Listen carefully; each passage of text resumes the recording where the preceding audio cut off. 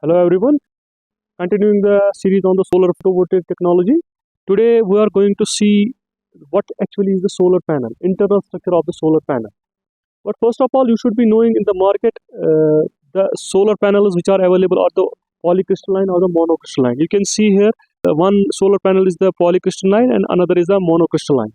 As you can see, the solar panel is covered by the glass. It protects us from the external disturbance like the humidity, like wind, etc. As you know, when the photons fall on this solar panel, the electrons get emitted and the current starts flowing. Let us see practically how this solar panel looks like inside and how it works. Let us see in the lab. In the market, there are different kinds of solar panels available of different dimensions. So here I have also different solar panels having different dimensions. Here you can see one solar panel, another one is here, and each solar panel has given its own rating. So from rating you can see how much of power this solar panel can generate. This solar panel has a rating of 3 watts. Its voltage is 9 volts and its current rating is 0.33, and you multiply it and you will get the 3 watts. In the lab we have labeled this. You can see we have different cells here.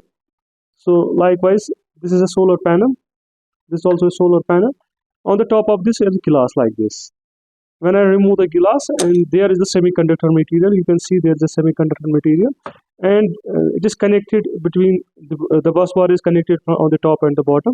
You can see the bus bar is connected as a strip, a positive and a negative. It is exactly like a diode. When the sun rays fall on this semiconductor material, that is the photon strikes the electron, and the electron gets emitted from this, and the current starts flowing. So you can see we have 4 strips here. This is actually called the solar cell. This is one cell. This is the second. There are 4 cells that is connected in series. Each cell gives us the 0.5 volts, and this solar cell, this panel, should give us the 2 volts. If it is tested under the standard test conditions, this should give us the 2 volts. Now let us try and see how much voltage it will give. If you will check this, how many solar cells are there in the panel? Exactly 18 cells. So each cell will give us the 0.5 volts. And when you will multiply 0.5 into 18, that is 9 volts. When you check this in the standard condition, this should give us the 9 volts. So let us check how a solar cell works actually. And I will bring a multimeter. You know, this gives us the DC voltage, and I will put the multimeter on the DC side. I will put it on the DC side. This is artificial sun. The light is falling here. So the light is falling on this panel, small solar panel. Each cell should give us the 0.5 volts. I will check whether that will give us the 0.5 volts or not under the standard conditions. Let us check. You know, this is positive side and this is the negative side. I will check each cell one by one. Let us check this cell.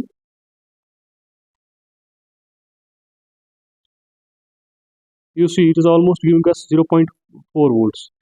And I will check the second cell.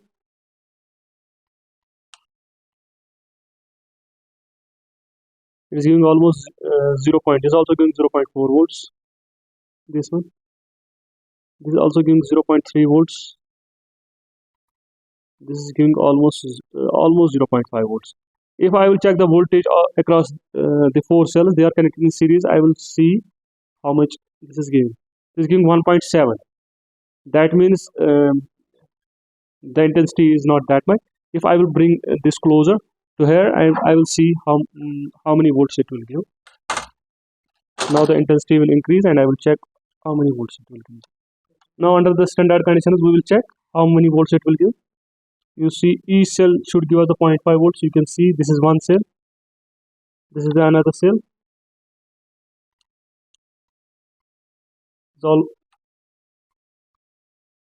It's almost 4.5 volts. This should be 0.5. You can see 0.47 is almost 0.5 volts. You can see 0.5 volts. Because they are connected in series, this should be almost 2 volts. Let us check across the strip. You see it is almost 2 volts. Now 1.96. Now what I will do, I will decrease the intensity. I will see what will happen to the voltage. Now I will decrease the intensity. I will see what will happen to the voltage. You see, I am decreasing the intensity of the light. You see the voltage is dipping. This is exactly what happens when the irradiance get decreased. You see the voltage you see the radiations are getting decreased, and you see the voltage is getting decreased. If I will do the partial shading, it will become open circuit. There is no voltage. This is when the depletion region comes again into place like a diode.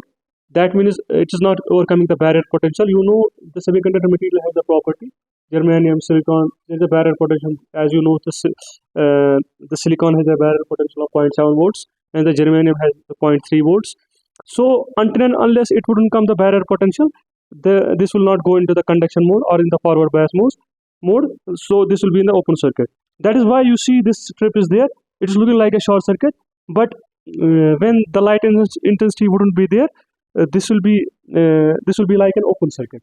You might have seen these solar panels in the streets. You might have seen when the light gets diminished and the night comes, they automatically get started. How they get started?